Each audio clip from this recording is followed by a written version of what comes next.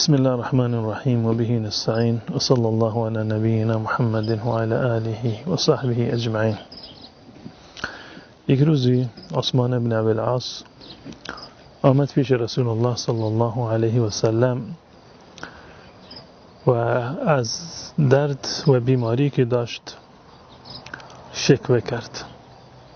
یا رسول الله فلان جای بدن من درد می کند، من چیکار بکنم؟ رسول الله صلی الله علیه و سلم یک رقیه شرعی و یک دم شرعی را به ایشون نشون دادند و فرمودند که هر جایی از بدنت که درد بگیرد، هر جایی از بدنت که درد بگیرد، گفت دست رو بر اون قسمت بگذار، دستت، سرت، پایت، جای دیگه بدنت که درد میکند دستت رو بر اون بگذار و 3 مرتبه بگو بسم الله بسم الله بسم الله. دست رو بر اون محلی که درد میکند بگذار و تا 3 مرتبه بگو بسم الله بسم الله بسم الله. بعد از آن بگو تا 7 مرتبه این رو تکرار بکن. اعوذ بعزة الله وقدرته من شر ما اجد واحاذر.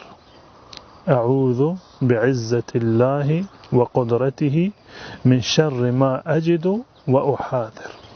این دعا را 7 مرتبه بخون. این یک رقیه شرعی هست.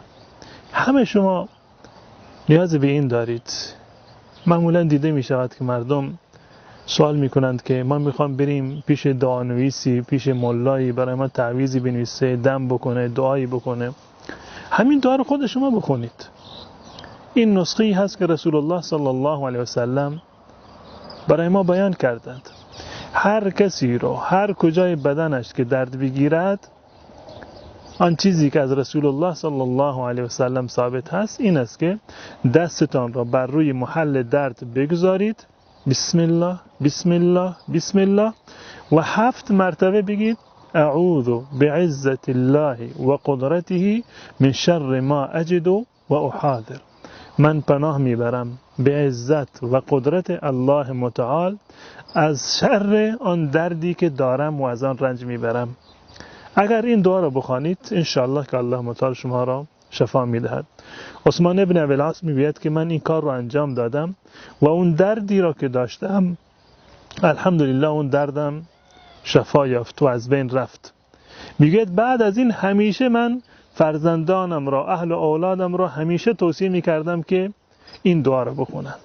پس بنابراین شما همین دعا را یاد بگیرید، هم خودتون و هم فرزندانتون وقتی که بیمار میشوند، هر کجایی از بدنشان که درد گرفت دستتان را بر اون بگذارید تا 3 مرتبه میگید بسم الله بسم الله بسم الله و 7 مرتبه این دعا را میخوانید که اعوذ بعزة الله و قدرته من شر ما اجد و احاذر و مطمئن باشید که انشاءالله الله متعال اون درد را شفا خواهد داد.